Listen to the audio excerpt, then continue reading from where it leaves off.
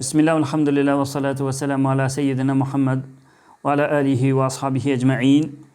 Falënderimet e kanë Allahut Azza wa Jalla, të falenderojmë, për t'i ndihmë dhe falje kërkojmë, selavatet ja qënë Muhammedit sallallahu alaihi wa sallam, familjes e tij, shokëve të tij dhe kretë muslimanëve që kanë pasuar e pasojnë dhe do të pasojnë rrugën e Muhammedit sallallahu alaihi wa sallam. Kjo është dersi 4 me radhë që flasmi për larjen e këmbëve kur mormi abdes. Dhe pak po I përmend, veç edhe pak sene na kanë mbetur tek disa prej argumenteve të atyne që thanë se nuk është obligim larja e këmbëve, por është vetëm obligim me I dhonë mest, ose veç me I dhonë mest mjafton.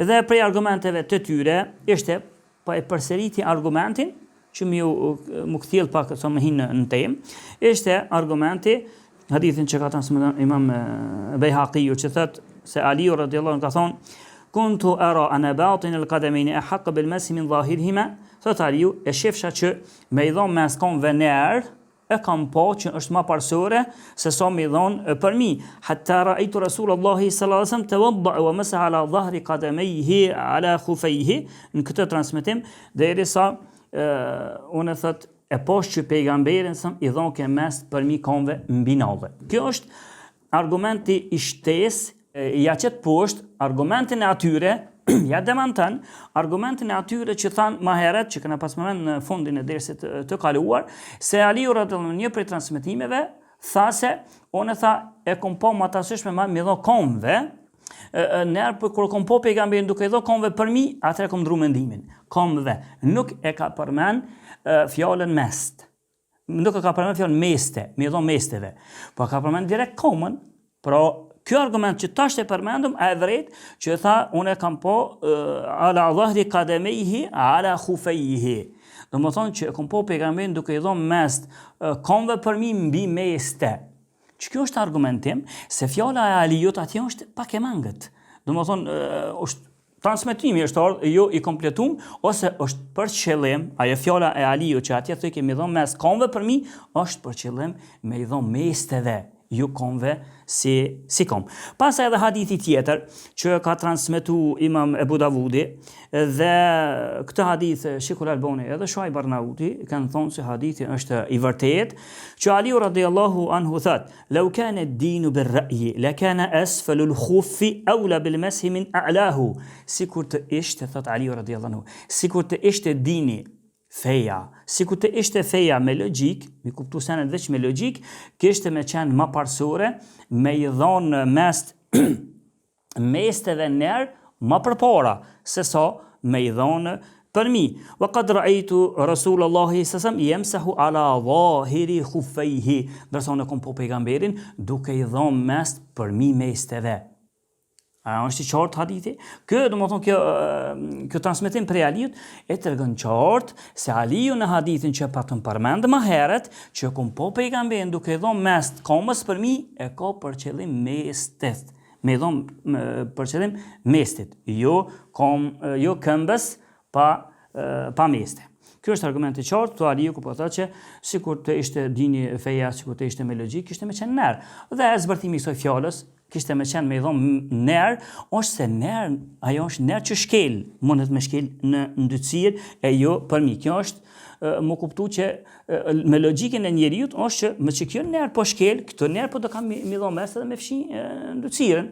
Ndërsa, thot unë e poshtë pejgamberin duke I dhonë përmi, kjo është argument shtesë që senet në di në fej duhet të këshyrin ka për të përthuat në diçka që kjo është kështu, ka argumente apo s'ka argumente. Nga që kjo u kuptu se argumenti që sjellën ata që ajo pakicë e vogël, që thanë se me I dhonë mes këmbëve pa meste, argumenti apo fjala e Aliut është për qëllim me I dhonë mesteve dhe në konkluza e këtij kësajna është ajo që është obligative pra, që shkën shku pjesa dërmuse e disa përmenden. Edhe Ixhmos Ibn Hajeri se duhet kur të merresh abdes, nëse dën mu të pranu abdesti, nëse dën me pas abdesti në rregull, duhesh me I la komt. Nëse nuk I lan komt, abdesti nuk është në rregull, duhet me përsërit abdestin dhe nëse ke fol namaz me qështu pa i lakon veç ke prek pak për mi, atëherë duhet edhe me përsërit edhe namazin për shkak se je folur pa abdest. Allahu Azza wa Jall në Kur'an e përmendi tha lani nëse shtuhet pyetja tash e pyetje tjetër. Tash është pyetja pak jo shumë e rëndësishme, po na përmendi për shkak talebeve normal. Allahu tha lani komt deri tek zogjet e tyre, zogjet e kombëve, që i themin e zogu i këmbës. Zogu i këmbës. Lani deri te zogj. E pastaj që të zogu i këmbës, çka është për qëllim në ajet? Çka është për qëllim në ajet ky zogu i këmbës?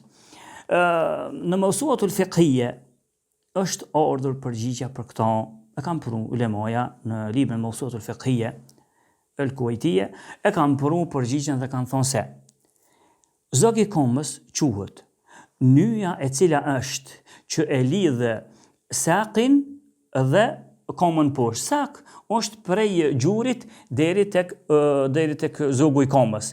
E që kjo nyja këtu, kanë thonë kjo është për qëllim Kaabani kur është orë në ajet. Po kjo është për qëllim. Që të dy zogj, çdo një ona kom i ka nga dy, një nga ona e gjatë, një nga ona e majt. Kjo thot është për qëllim, thot në të libe, thot kjo është shumica e ulemove kështu e kanë sqaru këtë pjesë të ajetit, këtë fjalë të ajetit. Kur Allahu po thot, lani komt deri tek zogjet e tyre, është përsim kjo nyja që i lidh, që na i thona zogu i kombës. Qështu bashkë përkthehet, kështu e kanë pas për qëllim, kjo nyja që e lidh sakin, pjesën prej zogut deri tek gjuni dhe pjesën shputën, nëse i thona shputën e kombës, këto dyja që i lidh, kjo nyje quhet. Tek shumica e ulemove është kështu, ndërsa Imam Shafiu e sqaron edhe pak më shumë, thot lam a'lam mukhalifan fi an al-ka'bayn huma al-'azmani fi mujma' al-mafsal as-saq.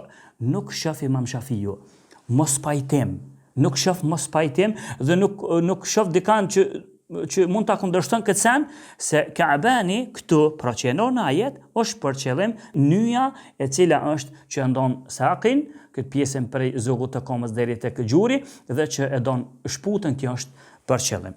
Atëherë, po pse e prunëm, ku ka kështu?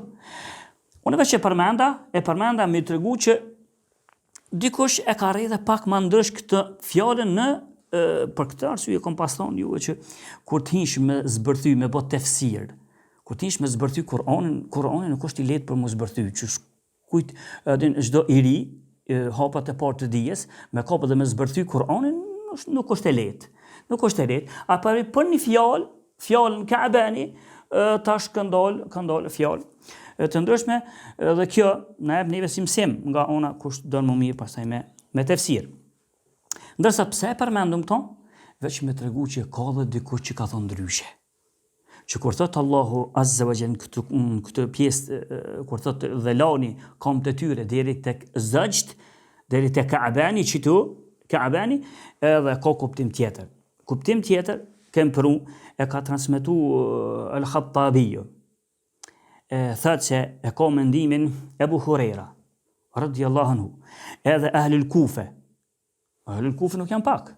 Ahlul Kufe, ne ka qenë Ebu Hanife atje, se ka përmen Ebu Hanife, veç Ahlul Kufe pa të gëj vendin ku ka qenë, aja ona ndej, pra mi për dhe Buhurejren, transmeton të Buhurejres, se Kaabani që e nërë në ajet, nuk është për qëllim dy zogjet e komës, por është për qëllim pjesa e sipërme e shputës e komës. Këmba kështu, dhe kjo pjesa e sipërme, kjo është për qëllim, ju dy zogjet e komës, ju këtu. Pra Buhurejra kështu, dhe Ahlul Kufe, banorët e Kufës kështu, e kanë kuptu, por ato që hesin kërejt, thujse, hesin nga që kjo, so që Imam Shafiu nuk e shef, goti që nuk shef mendim tjetër. Imam Shafiu në atë aspektin e gjuhtarëve. Imam Shafiu, kur të thet këto, e thet në aspektin e gjuhtarëve. Dhe normal, mone men këto, që Imam Shafiu, kur të flet një çështje të gjuhës, për shta Imam Shafiu nifet, që i pori që ka shkru në usul. Për shkak se më mirë me usul, do të më njoft gjuhën arabe shumë. Dhe Imam Shafiu nifet prej atyne që mas forte ka njoft gjuhën arabe. Për këta ka qenë dhe i pori në usul, që ka qenë liber të madhë. Normal, ka edhe disa që përmend Ebu Jusufi, po më rëndësisht si libër që nifet është libër e Imam Shafit që ka qenë i fortë në gjuhën arabe. E ky tash kur e rrej këtë çështje në gjuhën arabe, sikur don me thonë që nuk ka dikush që e thet ndryshe, vetëm se Ka'bani 40 komës është për qëllim që kjo nyja që na e përmend dhe kjo është e vërtetë normal. Pra, e vërtetë veç e përmenda që ka edhe dikush që e ka thonë ndryshe. Po tash truhet pyetja. A duhet pra të lahën kur njeriu t'i lan komt? Kur t'i lan komt. A është patjetër tash me la edhe që ta dy zëgjt? Se Allah tha, lani deri tek zëgjt e këmbës. A është për qëllim me la edhe këta dy zëgjt e këmbës? Hinë këtë urdhër? Apo mbesin vetëm se nën zogun e këmbës dhe të poshtë? Atëherë, përgjigja është se Allahu Azza wa Jall kur e përmeni wa arjulakum ila al-ka'bayn dhe lani komt deri tek zogu i këmbës, e ka sqaru këto hadithi pejgamberit. Veprimi i pejgamberit sallallahu alaihi wasallam dhe veprimi hadithin që është në Sahihun e Muslimit, që vjen prej Abdullah ibn Mujmirit, që thot: e kam thot ra'aytu Aba Hurairata radiyallahu anhu yatawadda fa ghasala wajhahu fa asbagha al-wudu. Thot e posh Ebu Hurairen, tabiu po tregon se e posh Ebu Hurairen kur mbori abdes, e lajti fytyrën e tij dhe e përsosi abdesin e tij. Thumma ghasala kur e lajti dhe fytyrën e përsosi, u përpeç tana unshu. Thumma ghasala yadahu al-yumna hatta ashra'a fi al-'ududi. E pasaj kur e lajti dorën e tij të djathtë, e lajti wa ashra ala adudi ose fil adudi thot, e lajti dhe e shtini ujin për të brylit, e shtini në pjesën në krahun këtu, për të brylit e shtini ujin Ebu Huraira. Thumma yadahu al-yusra hatta ashra fil adudi, e pastaj edhe të majtën që ashtu e ka laj brylin duke i la. Pastaj thumma masaha ra'sahu, e pastaj idha mes kokës, thumma ghasala rijlahu al-yumna hatta ashra fi saqi. Pastaj kur e lajti komën e djathtë, saqë e shtini ujin edhe deri në sak, që është pjesa e komës, prej zogut të komës deri tek gjuri, e shtini edhe në këtë pjesë abdesin, thot thumma ghasala rijlahu al-yusra hatta ashra fi saqi, edhe të majtës ja boni çështë njëjtë. Pastaj tha: hakadha ra'aytu Rasulallahi sallallahu alaihi wasallam yatawadda. Edhe të majtën njëjtë, pra tregon se Ebu Huraira kur e lajti komën e majt, e shtini ujin deri edhe në sak, në pjesën prej zogut deri tek gjuri, e pastaj tha Ebu Huraira: hakadha ra'aytu Rasulullahi sallallahu alaihi wasallam yatawadda. Kështu e kam po unë pejgamberin duke marrur abdes. Por kështu kam po pejgamberin duke marrur abdes, dhe Imam Nevevi kur e sqaron këtë hadith, çka thot? Për këtë hadithi po kuptohet që edhe zogu i komës duhet me hi për mulo. Edhe zogu i komës duhet me hi për mulo, ndërsa gjithashtu edhe në Mawsu'atul Fiqhiyya e përmend në vëllimin së dy, thot: dhahaba jumhurul fuqaha ila anna ghasl rijlayhi ma'a al-ka'bayn. Thot shumica në këtë libër, thot shumica e ulemave kanë shku nga ajo se kjo është e vërteta, që kur të merresh abdest, kur të lajsh komt, duhet me hi edhe zogu i komës gjatë abdesit, duke mbështet në fjalën e Allahut. Këta në këtë libër thojnë, ku thot Allahu azza wa jalla: ya ayyuhalladhina amanu idha kumtum ila salati faghsilu wujuhakum wa aydiyakum ila al-marafiq wamsahu bi ru'usikum wa arjulakum ila al-ka'bayn. Ajetin që jem të përmend se sa herë: o ju që keni besu, kur të ngriteni për më fal, atëherë lani fytyrat e juve, durt e juve deri mbi bryla, edhe jepni mes kokëve të juve, edhe lani këmbët e juve deri në bryla. Kështu pra, edhe lani këmbët e juve deri në zogun e këmbës. Kjo është argumenti që kanë prunë dhe kanë thonë se shumica e ulemave kështu kanë hecë, dhe hadithi që e ndihmon tonë, dhe Imam Neveviu e sqaroi këtë çështje, por kjo është sa i përket larjes së këmbëve, e inshallah na do ta përmendmi kapitullin tjetër që është rënditja e abdesit. Inshallah tash do të hina në temën rënditja e abdesit është apo s'është obligative që njeriu kur të merr abdes me rendit. Inshallah këto e lëna për herën tjetër. Aqulu qawli hadha astaghfirullah li wa lakum fastaghfiruhu innahu huwal ghafurur rahim. جمعية القرآن جمعية